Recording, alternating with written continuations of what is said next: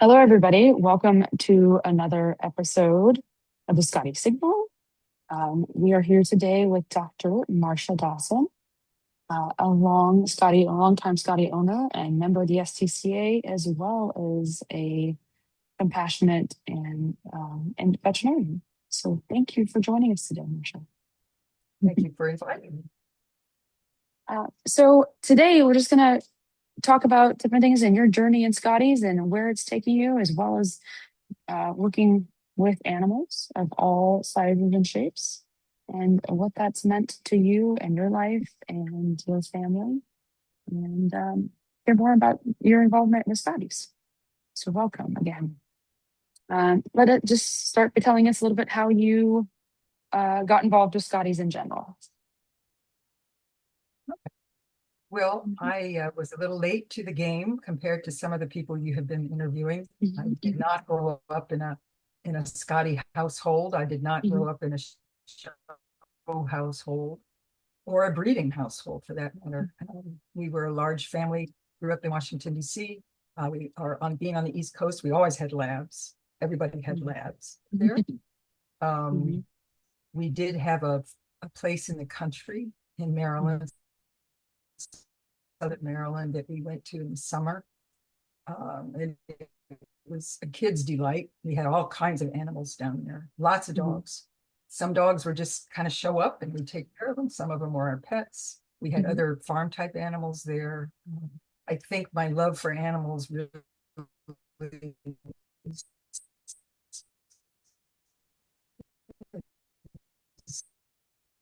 fostered, and that formed my interest and love for animals at an early age. I didn't come to Scotties until after Doug and I were married, and our kids were probably age. We were in Indiana at that time, and we moved out into the country, bought some property, and decided to build a house. So starting new, I decided I'd like to have a smaller dog. We'd always had big dogs, wonderful German Shepherd that my kids grew up with, basically got past their babyhood, but they were all very hairy dogs. And I decided I really wanted to try a small dog, maybe that wasn't quite as hairy. Came from a family of terrier people. And she used to tell us, Doug and I were very interested in finding out about them. And that started my journey in trying to find one. At this time, no computers. So you had to go by going to the store, buying a magazine, Dog Fancy magazine, looking in the back for your breed that you're interested in. And I found Scottish Terrier. I found the Scottish Terrier Club of Chicago contact, and I wrote a letter. They wrote me back, and Charla was the only one that responded in a lovely long letter. And they lived in Cincinnati at the time, so it was relatively close for me to get there, meet with her, and to begin a relationship that was invaluable as far as my life with Scottish Terriers. Charla was an amazing mentor. She was patient. She was very unselfish with her time in teaching so many things. I spent hours there at her elbow, watching her groom, helping her when puppy time came. Going to shows, watching the dogs at the shows, watching her at the shows. And always she was supportive. Always she was there to help, give you suggestions, give you some moral support, because it's not an easy thing to just jump into when you really have no background and no experience. So my first few attempts at showing were not terribly successful at all. But I did want to breed. So that was my focus for quite a little while, was having some litters. We had some lovely puppies with her help. And right around then, I took a sidetrack to vet school. again, late bloomer. But I decided that was the direction I really was meant to go. I knew I loved animals, and I was a very good student, and I loved science and medicine. So it made sense. I was admitted to Purdue and did all of that, for which I am forever grateful. And once I was done with school, after I practiced for a few years, I really decided I wanted to focus on the best Scotties I could produce and start really seriously showing. So I did end up, thanks to Charla, I did end up with a foundation bitch that was an outstanding bitch. And I didn't realize what I had at the time. That's the problem with being kind of young and new to the game. I didn't realize what a special thing I had in her. This was champion Charthill Jubilee. Jubilee was out of Charla's Casey, the Victory at Sea Dog, and Charthill Red Pop. This little girl, brindle girl, she wasn't thrilled with showing. So we worked hard to get her championship. It took everything and Charla's patience again and all the help I could get to finally get her finished. But she was finished. Her absolute golden value was in the whelping box. She had, over her whelping years, she had 3 litters, all of them. It was absolutely, I figured, well, this is the way it goes. These dogs, they just pop them out. Raised every one of them, never lost a pup. And she did end up as brood bitch at one point with 11 champions to her name. Wow. She lived to be over 16. And they were healthy years. She never had a chronic problem. She just, at the very end, she hit the wall. And to her, when I think back, this dog, the ideal Scottie, the ideal any dog, healthy life, good producer, long life. Yeah, very 16. So much more. And not only that, but she passed that along to her offspring, the long longevity. And I,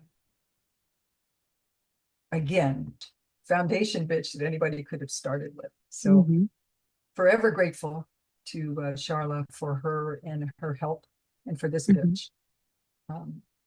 So that's kind of how we got started. Very good. I think a central theme with all these interviews and everybody I've spoken with, right, is the impact of that initial mentor, the impact of that initial connection, like in your case with Charla and Charthill Kennels, right? And how that really helped your, not only getting your first Scottie and everything, right, and your first starter and your brood bitch, right, your foundation bitch, but how that has impacted all the way, right, and even in today, right, some of those lessons that she taught you probably still greatly impact who you are and what you do as far as breeding and whatnot, and your knowledge.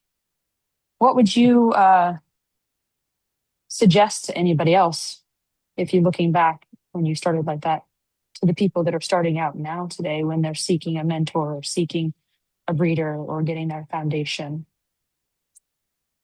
Well, they really have to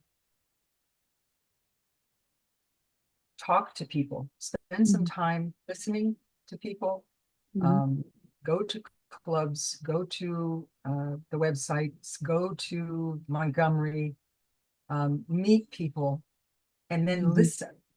So many people, when they're starting out, want to tell you a lot.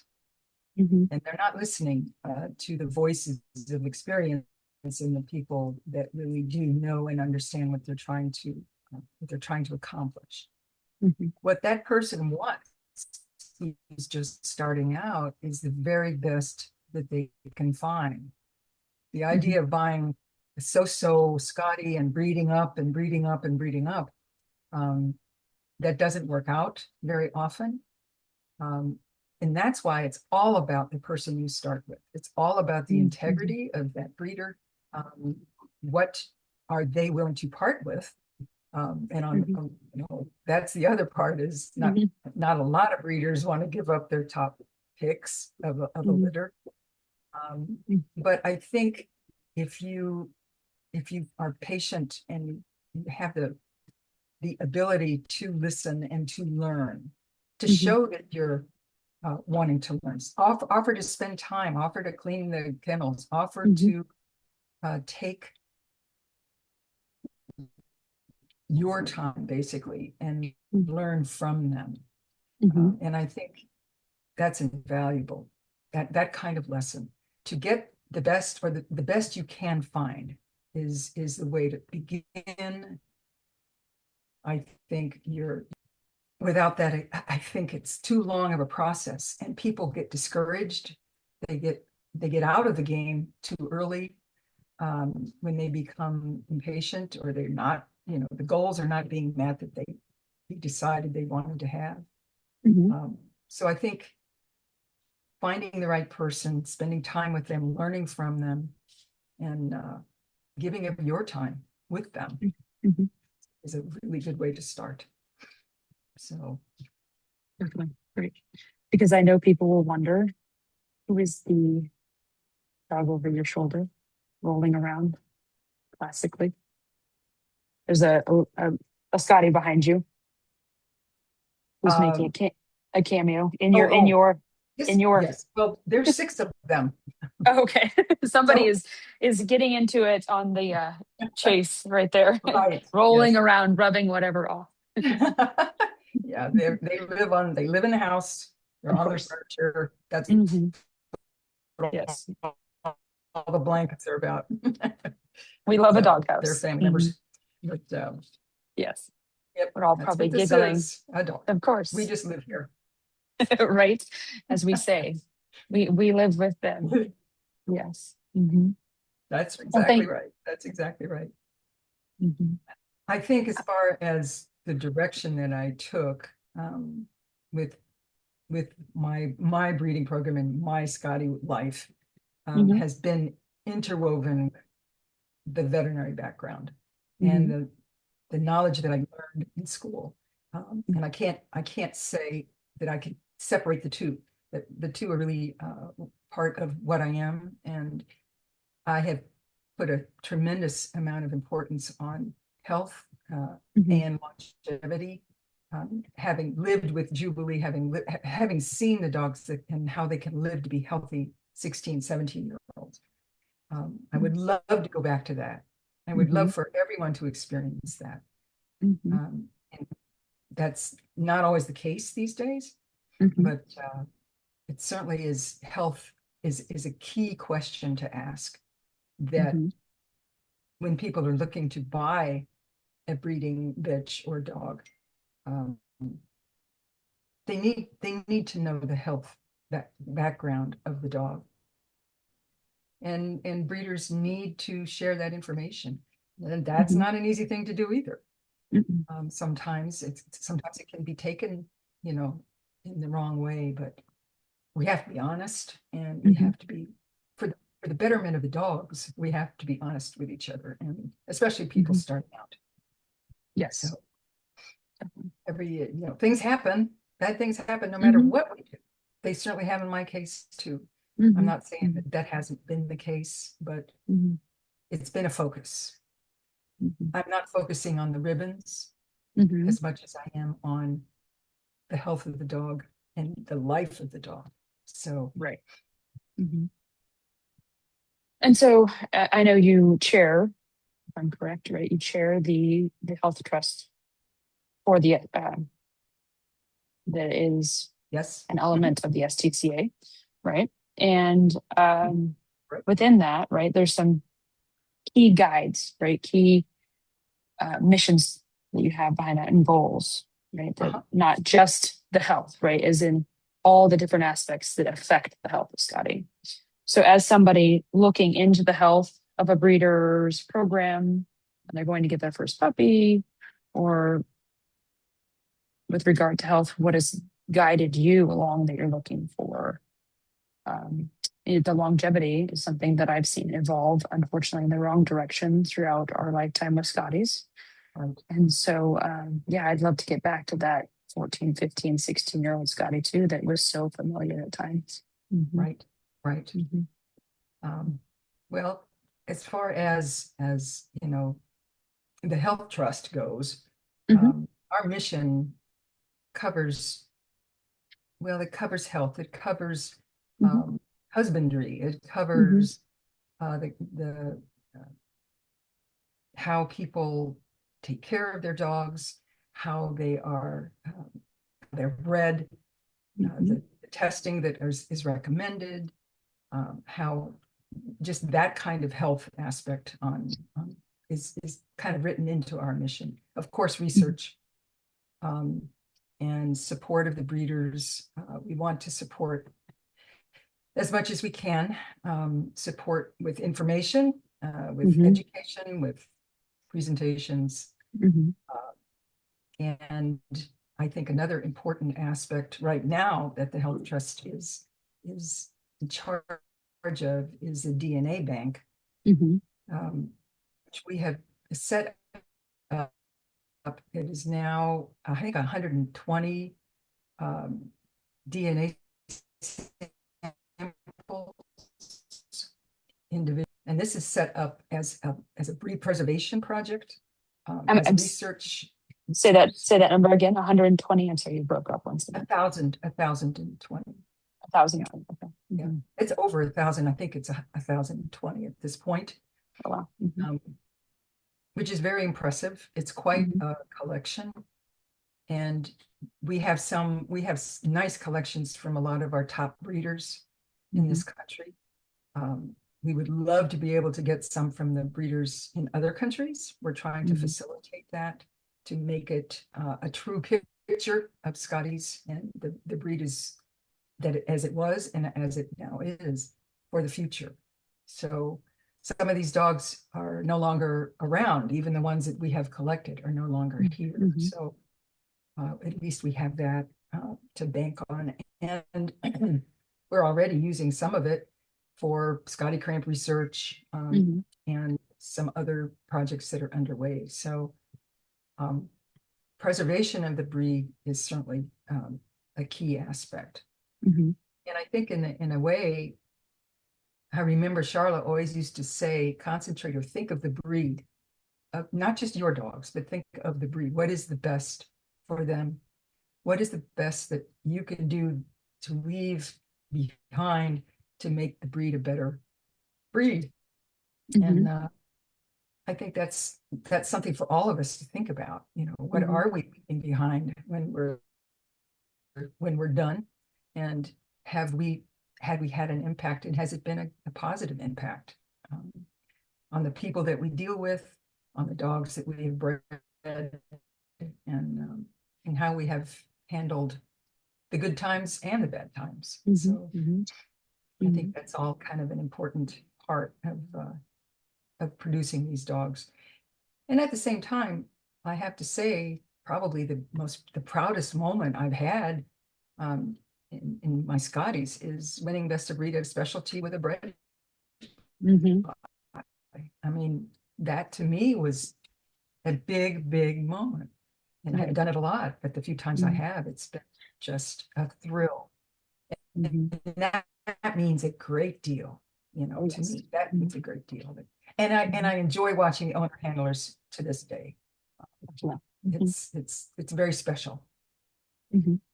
Very much so. Yes, I share that with you too. Yes, especially new ones starting out that have worked on their project as in their dog, right? And they see their work come through to fruition, and they see this puppy that has evolved. I cherish that, not just my own, but others. Yeah. Yeah. No, it's a very special thing. So I think. Go ahead. Sorry. No, go ahead. You spoke about the husbandry element, right? Which I think is sometimes forgotten these days, right? Because it's not just having the dog, but how we help keep the dog, what we feed the dog, how we exercise the animal, right?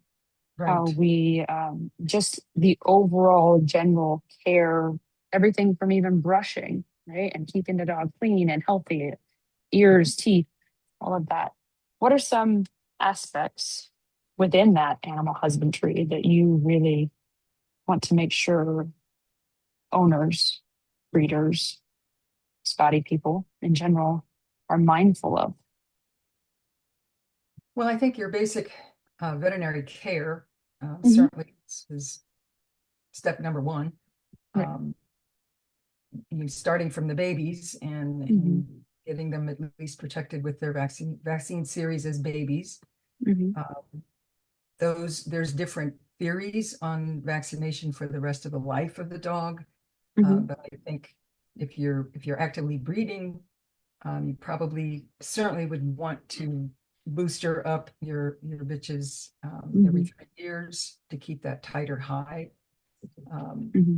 and that kind of thing. So that's the basics, as Mm-hmm. you said, the care, the grooming, the ears, the nails, um, the teeth. Teeth are a big thing with Scotties. Mm-hmm. They really can be a serious thing.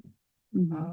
Surprisingly, I've had some that they get to be 14, 15 and they have beautiful teeth. And then I have others who are 8 or 9 and they have Mm-hmm. unbelievably bad teeth. Right. So, and it surprises you, it sneaks up on you. So dental care is huge. Mm-hmm. And I think we tend to not want to do it because we're afraid to anesthetize them, for the vet to clean them. But I do think there comes a time when that's absolutely necessary for the health of the dog. Right. So I think weight is really important in Mm-hmm. Scotties. Mm-hmm. People tend to overfeed. I think some of the food is so high in fat and protein. Mm-hmm. And we're used to seeing a nice plump, in a way, plump Scottie. Yeah. And they're cute like that. But Mm-hmm. that's not always the healthiest. Mm-hmm.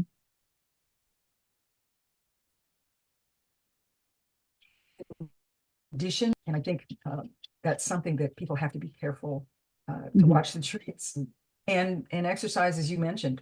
Definitely, they're active dogs.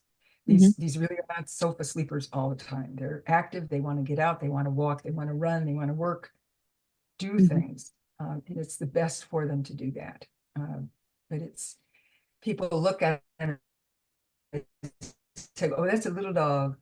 So I'm going to treat it as a toy, and that's not a Scottie. They're active. They want to go. They want to play. We have so many opportunities now to have a good time with our Scotties. Right. So many sports that we can get into. So much active, fun stuff, and the dogs love it. They just love it. At a lot of the older ages, they do.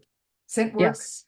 Some of these performance sports, and you don't even have to compete. You can just get out and do it. The dogs get out there and enjoy it. So I think that more than anything has been a real improvement in what's available as far as organized fun for our dogs to help keep them in shape. Right. We all worry about the elevated liver enzymes in Scotties, and that seems to be there in many as they get older, and no one's really completely understood what's going on there. But there does seem to be a pretty consistent finding where if you reduce the fat in the diet, those enzymes will come down. Certainly helps for dogs not to be overweight, not to have they just don't need it. But I don't mean old, I mean middle age, past their reproductive years maybe, and past certainly their showing years, but try to get them into good shape and into a longer lifespan. So but those are kind of the keys there, as far as husbandry is concerned. I think try to keep them in good shape and keep them moving. Yeah, when my mother first started, she had a vet say to her, make sure you watch whatever you're putting in the dog is what you're going to get out, right? So a good food, and we all have different definitions of what that food may be, Right. but Correct. Yes, it's always good to do your research with regard to that and what the Scotties need as far as protein and not protein and all that, right? Right, exactly. Exactly. And you're right about the diet is all over the map. And there's some there you can't even begin to say this one is a good one, that one is not a good one anymore. There's so many good ones, and people feed different kinds and types of diet. And I know people that really know what they're doing have excellent results with raw diets. So I'm not an expert at all in any of that, but I think there's enough good choices out there for all of us to find good food. And it's certainly a lot of science goes into this food now, a lot of research, a lot of people that are smarter than we are as far as what goes into it. So the diet is pretty darn important, and obesity is a bad thing to happen in dogs. And it is a big problem in this country, not just Scotties, but all breeds. In general, yeah. More food doesn't always equal love, right? No, yes. no. No. Exactly. On just one more thing on that note, as far as feeding and whatnot, sometimes they say that feeding follows human trends, right? Dogs' nutrition or animals' nutrition follows nutrition. How do you caution people against that? Okay. Well, I think, again, good homework and asking your vet. Some people want to just, I don't know, different fad diets, different types of eating that people do. They want to eat paleo, or is really an omnivore. They're not just a meat eater. They're not just a vegetable eater. They really need some of everything. They need balance, and not tons of it, but they need balance. So it's probably best to pretty much stay with dog food, or at least food that you know is works well with the dog, works well with their GI tract. And if you have questions about certain foods, I certainly would ask your vet. Not a lot of vets are nutritionists, but a lot of vets know what can make dogs sick and what is not healthy for them to have. So it's important to just to be careful about. There are some things that they absolutely should not have. That we, of course,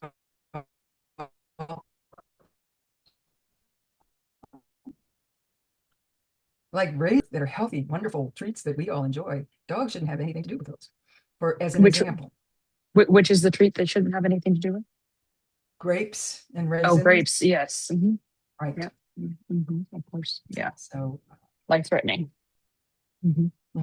Gotta be careful. So, and the big one is the sugar-free products. Oh, yes. We have a lot of those in our diets now because there are a lot of people that think they want to lose weight by going sugar-free.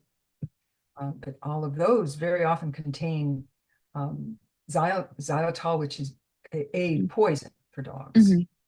It's a kind of sugar, and they cannot have it. So that's sugar-free ice cream, sugar-free yogurt, sugar-free gum, sugar-free anything. Dogs should not have that. So at all.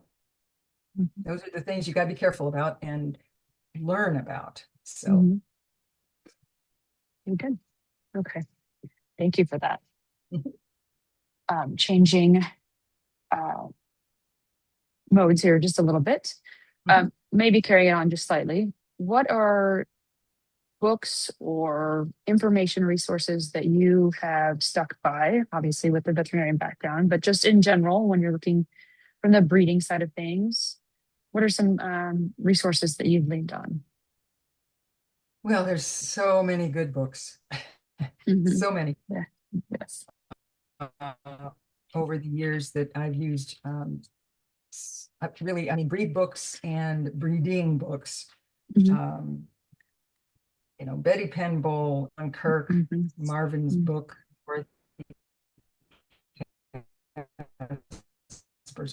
they wrote these wonderful breed books that are not available anymore. It's hard to find them. A lot of people have them on their shelf, like I do. The old books that you went back to and went back to several times to learn about the breed. Repro books, I have a few that are absolutely a Bible to me.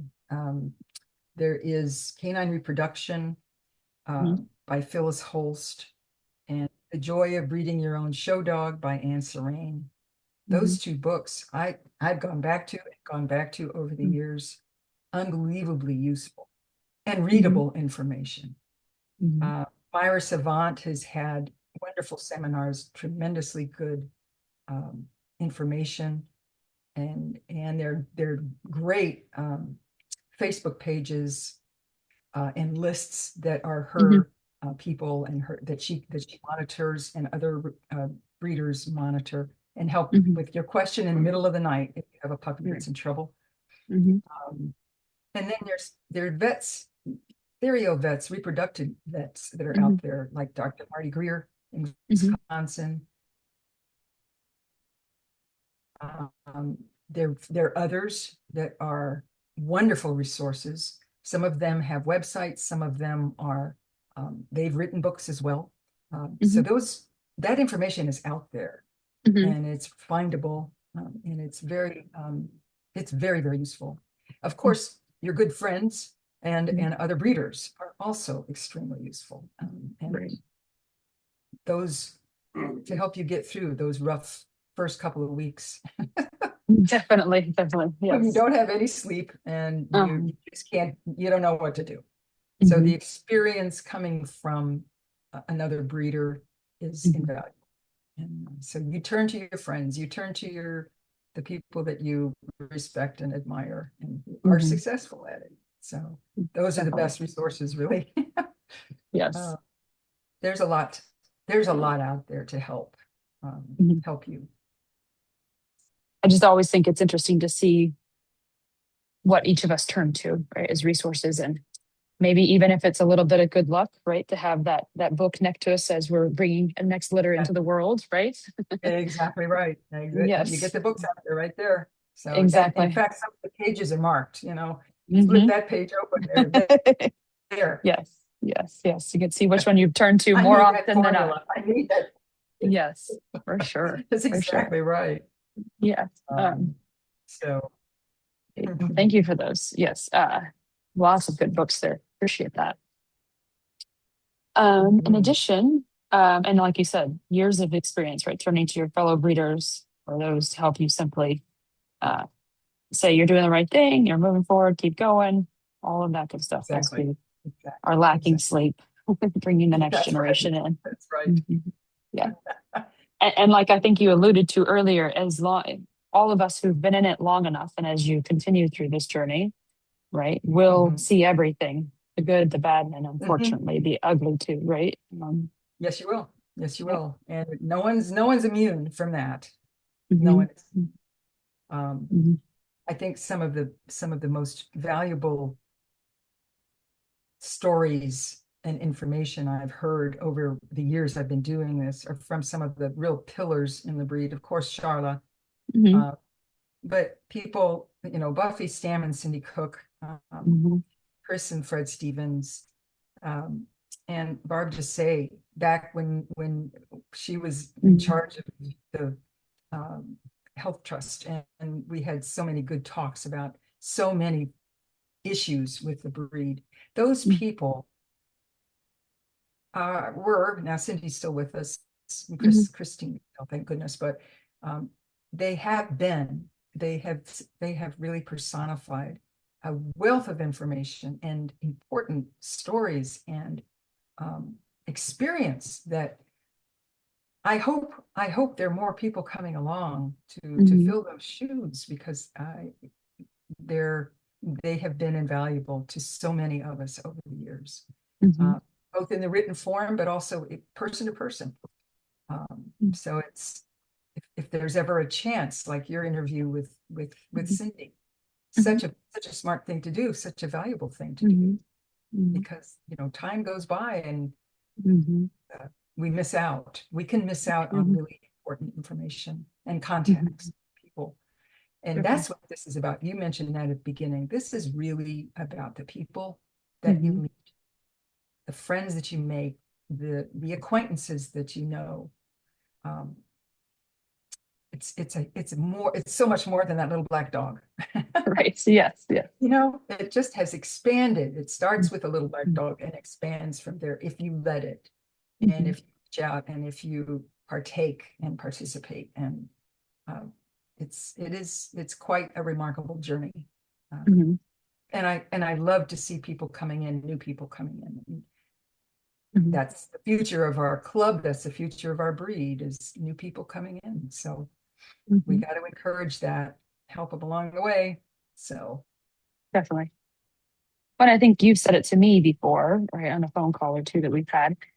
While, you know, the lessons that we learned, even if maybe there's an issue with the litter or one of the puppies didn't make it, right, the unfortunate part of this that we all have to go through, but the lessons that little life taught us and the lessons that we teach each other in this community are so important, right? Maybe we approach the next litter differently. Maybe we approach the same issue with more understanding. Right. All of those reflections. And I guess you just have to sit back and say, sometimes this just happens. It can't, it isn't a horrible mistake.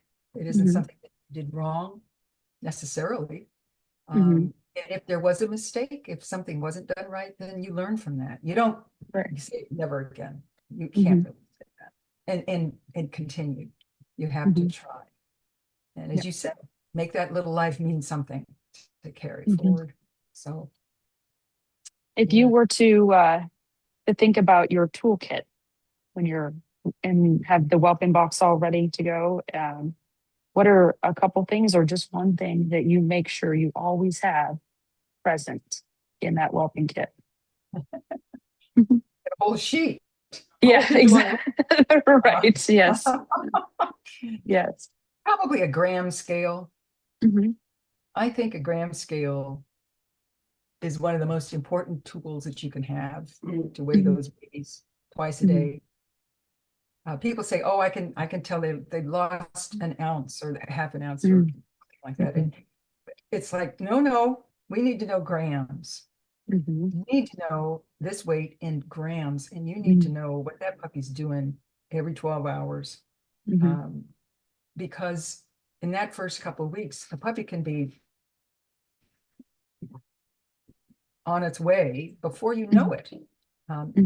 You can work with it, know that the grams are coming down or it's not gaining well. You can work with that puppy and save it. I think people don't realize how important a gram scale is. It's just, and how important being right there is. But I do think that's probably top of the list, is a gram scale.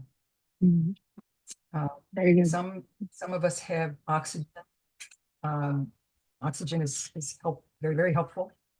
Some of us have incubators. Some of us have fancy equipment. And those are all wonderful additions. But I think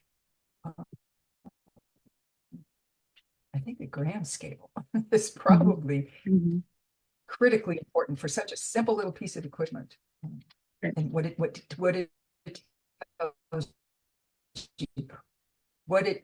the picture that it paints for you of the puppies and how they're doing. So yeah, that's a very impactful tool. It's such a an easy thing to have, right? It is. It's easy. It's easy. People, I think you just have to get used to using it. And in fact, I build a chart. I have a chart with the weights, and you can see them. You can visually see what's going on. And you're kind of crazy that first couple of weeks anyway.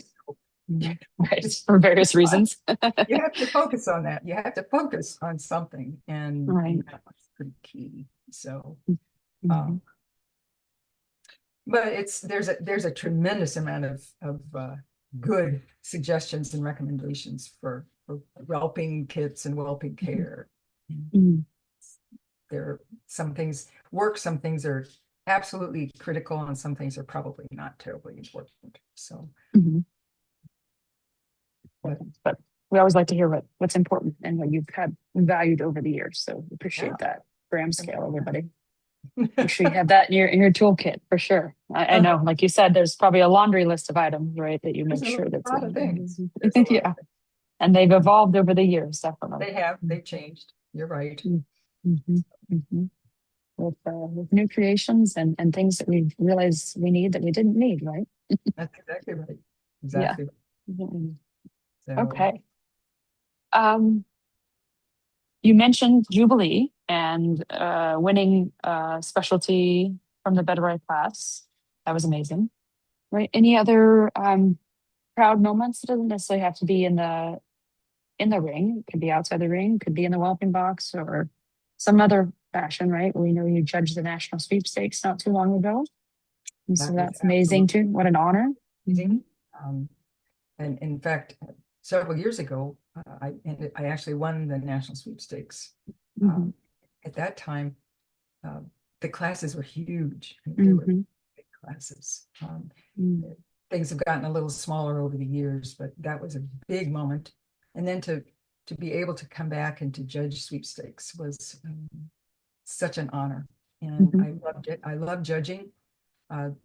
That to me is a really special time to enjoy the dogs, enjoy what my hands are telling me as I go over them, and really enjoy interacting with the exhibitors.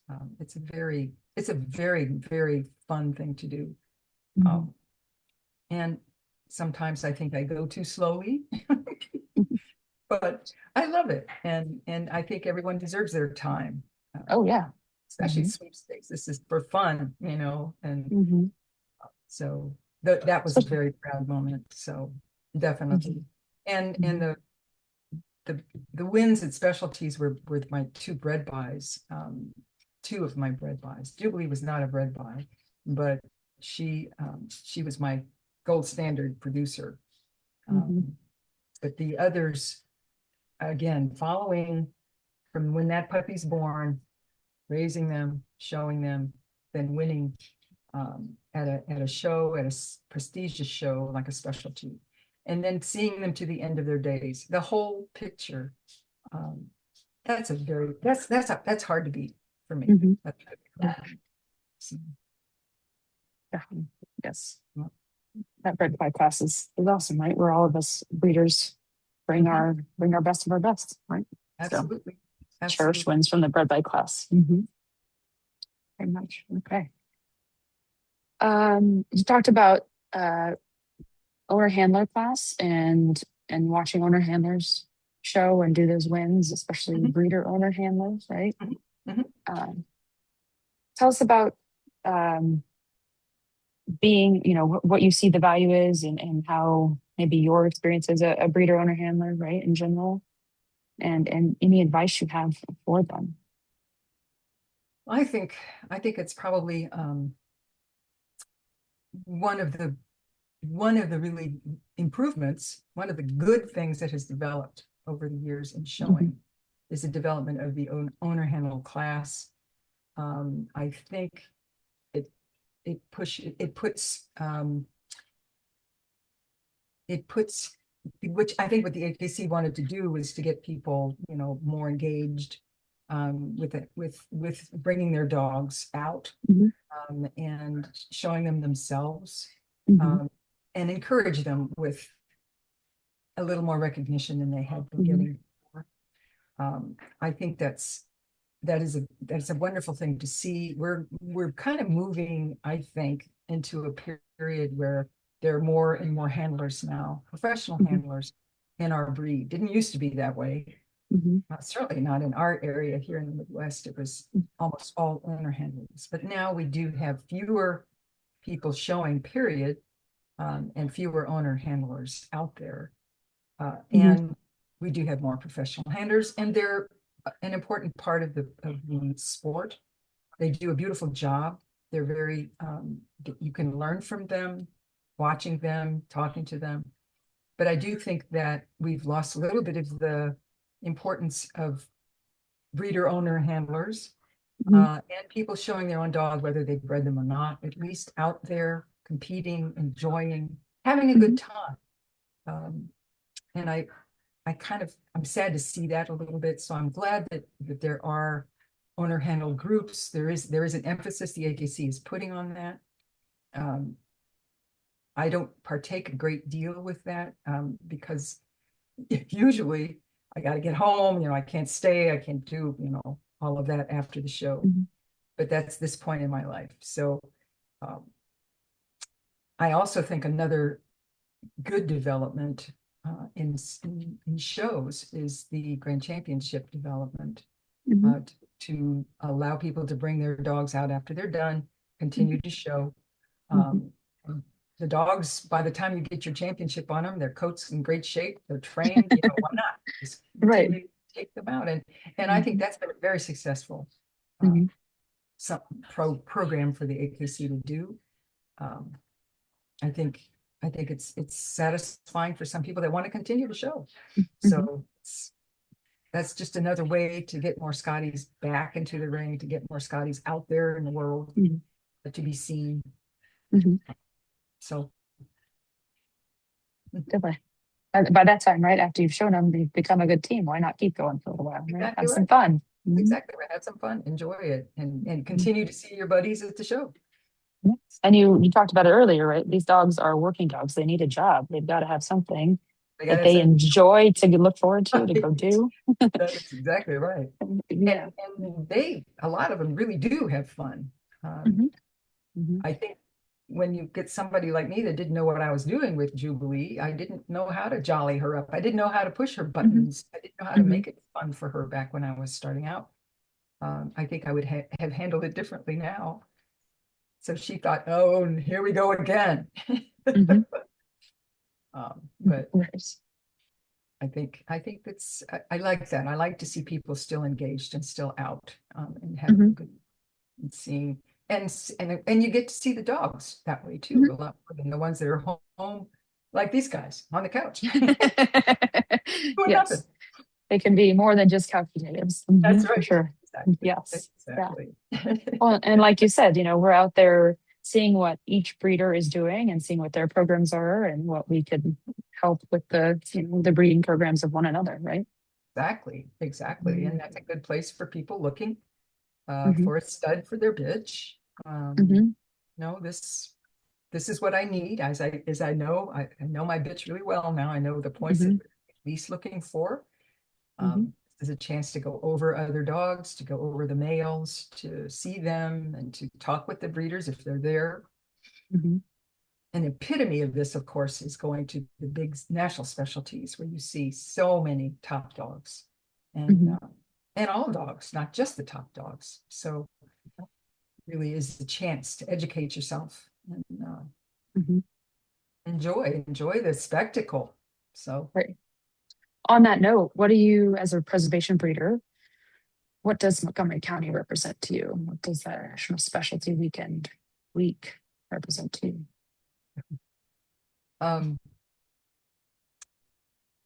I think it is probably it's the most important show in our breed every year. In this country, certainly. It is and has been such an exhibition of beautiful, the top dogs, the top breeders bringing their top dogs. It has been a way to go and learn again, to talk to people, to understand what the different lines are contributing to the breed.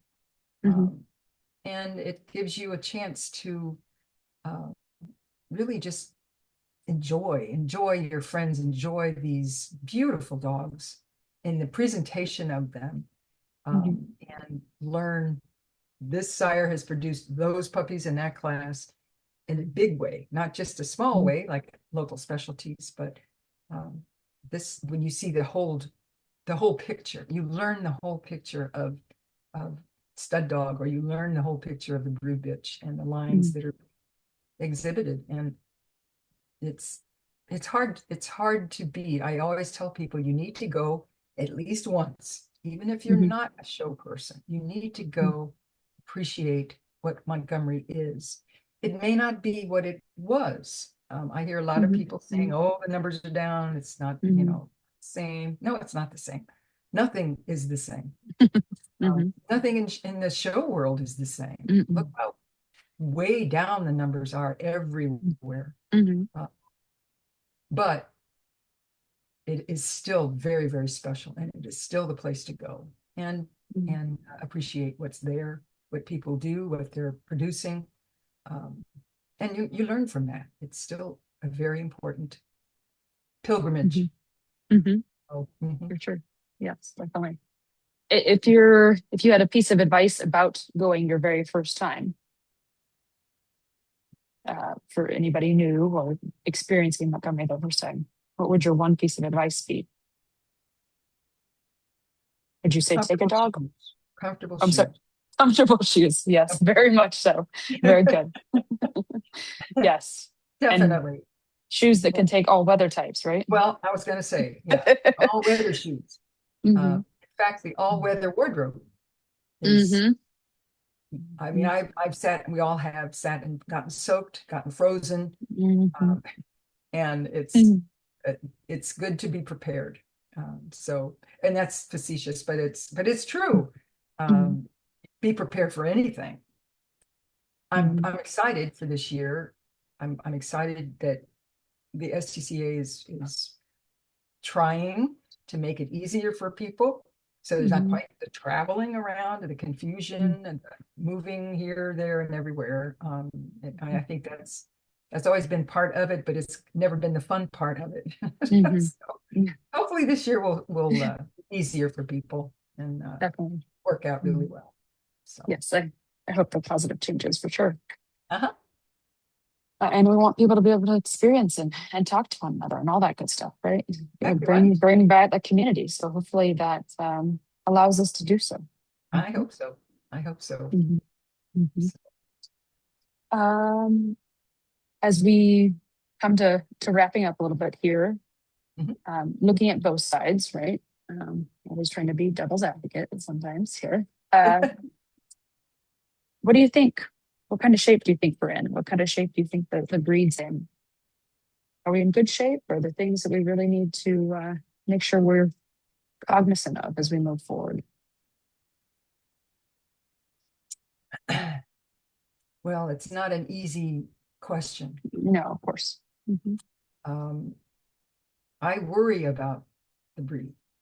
I worry about the breed health-wise.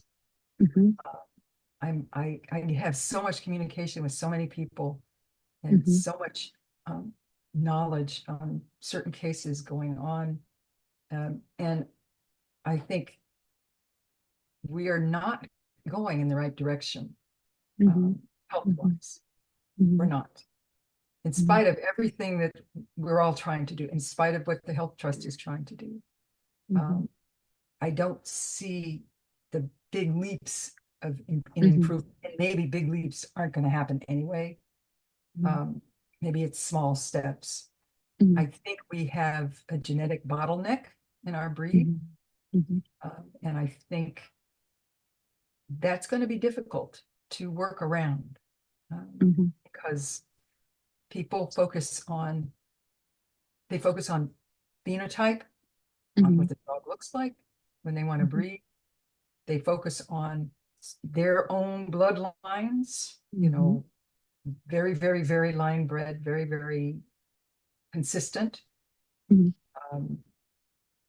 They focus on a lot of things that do produce beautiful dogs, but not always as healthy as they should be. And I think at some point in time, we're going to have to really have a pretty serious conversation about what's it going to take to kind of jumpstart this breed a little bit more into a direction where we aren't dealing with all of these horrible cancers that are hitting our dogs earlier and earlier, which is a bad sign. But at the same time, I do think that we are aware of these things. People are talking about these things in this country more than other parts of the world. Mhm. And I think that's a positive. I think the more we communicate with one another, as I mentioned earlier, I think it's going to take breeders working together Mhm. to figure out what is the best way to go with our dogs. What are we talking about here? Are we talking about outcrossing with other Mhm. healthy Scotties from another place? Getting that dog is also tricky because you don't know what you're bringing. Right. Yeah. Bring in other Mhm. breeds, and I mean Mhm. other bloodlines, not other Mhm. breeds. So Mhm. um, Mhm. I think the health trust will continue to work and try to hammer. We're playing whack-a-mole, Mhm. is what we're hammering down all of Yes. these problems. We're trying to get to the root Mhm. cause. It always Mhm. comes back to genetics. It always comes back to Mhm. what is the genetic makeup? What is the genome hiding in our Mhm. dogs? Right. And how can we best avoid producing problems? And that's what we hope to do with so many of these studies, is to come up with a way to screen the dogs Mhm. and not produce, or at least not contribute to the risk for these problems, health problems down the road. Mhm. So Okay. it's all a work in progress, and everybody, I do think, needs to pull together and work together as much as Mhm. possible. Right. Scotty owners are terriers themselves. Yeah, they can be, They but can we have be. to come to the mat, right, and have the hard That's exactly discussions. right. Mhm. Yeah. Yes. So, but I think Uh, for the long run, for the preservation, mhm. for the health, for everything, for the future, we have to work together. We just have Mhm. to. Mhm. So, Right. And like you mentioned earlier, right? We can be diehard competitors in the ring, whatever ring that may be, companion or conformation or fast cat, whatever it is. But once you step outside, we've got to work together. that's exactly right. That's Mhm. exactly. Mhm. It's Definitely, it's a good important, and message. I think our dogs need it. They're counting on us. So Mhm. it's what we have to do. And like you initially started, right? It's asking yourself too, right? Thinking of the whole breed. What are we leaving behind? Exactly right. Mhm. Mhm. Um, we want there to be the best Scotty that can be Mhm. when we're no Mhm. longer around. Mhm. And that is a very worthy goal. I think everybody Mhm. would. So Mhm. And you mentioned some prominent kennels, right? Like Amstam and San Greg, mhm, Chart Hill, mhm. right? And Glenby, right? Glenby, yeah, Glenby, and all of those. And it's the legacies, right? And the legacies that come together as a whole, as the breed, right? All of their stamps within the breed, but then on future generations. Mhm. Exactly right. That's exactly right. And we have good people out there. Don't get me wrong. I have tremendous amount of respect for a lot of the breeders that we have in this country, and Mhm. they're breeding carefully. Mhm. They're breeding with knowledge, and they're breeding with an understanding of what they're dealing with. Mhm. It's just that we don't always know what's there. That's the problem. We need more science, a little bit back in there, to be able to screen and test dogs. But Mhm. um, people are trying. I do think people Mhm. are trying. So just have to Mhm. continue. Mhm. So Definitely. Okay. I was going to ask you, what are positive changes that you've seen, right? Not trying to coat the medicine with sugar, but just simply trying to see, and not just with the breed, but in general in this sport, right? You've been involved with the sport and the breed for quite some time. And like you said, it's not necessarily the 80s or 90s, right? And the numbers, but we're all still here. yeah, And there are changes and challenges with whatever decade we're in. Mhm. right.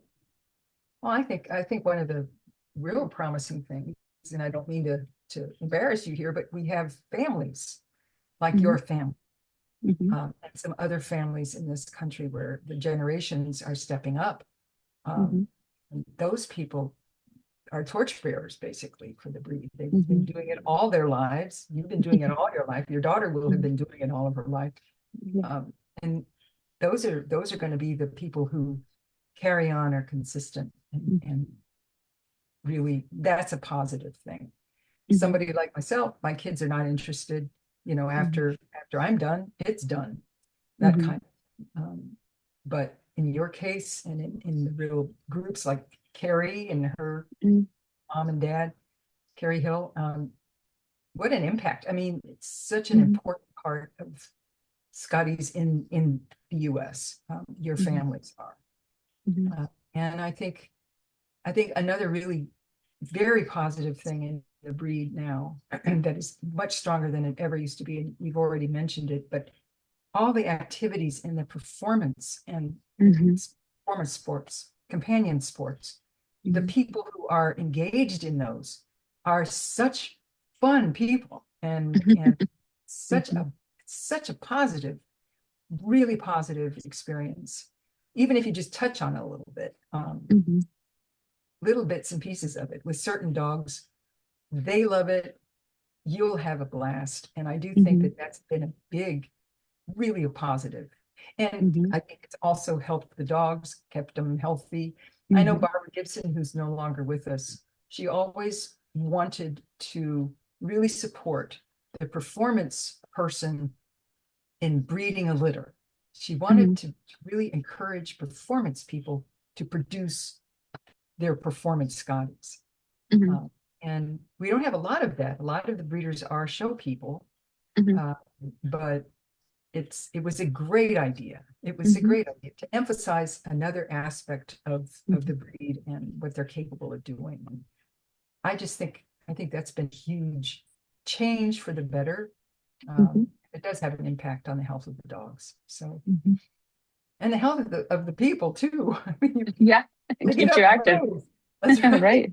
Hey, you got to run after him on the agility course, or catch him at fly ball. Why not? Yeah, right. So, and you come nice, and you come from you said you started with labs, right? And sporting breeds in general always talk about form and function, and keeping mindful about form and function with our Scotties, right? And what they were bred to. Exactly. And what they automatically are drawn to. It's a very artificial thing to run around the ring and stand there and have strangers, going over you, but gawking at you.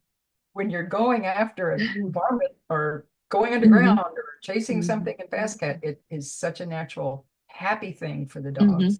So those are important in a good development, good change. It wasn't like that at all even 10 years ago. So those are good. Definitely. Yes, I've been amazed to watch Fast Cat and how it's taking off and how easy it is, to get started in it. That's right. And the dogs have fun. They do. That's very cool. So, well, we have greatly appreciated your time today, and it's been very fun to getting to know Dr. Marcia Dawson more, and bringing her local, and so everybody can enjoy this. So again, thank you so much for your time today. Thank you for asking. It was fun talking with you.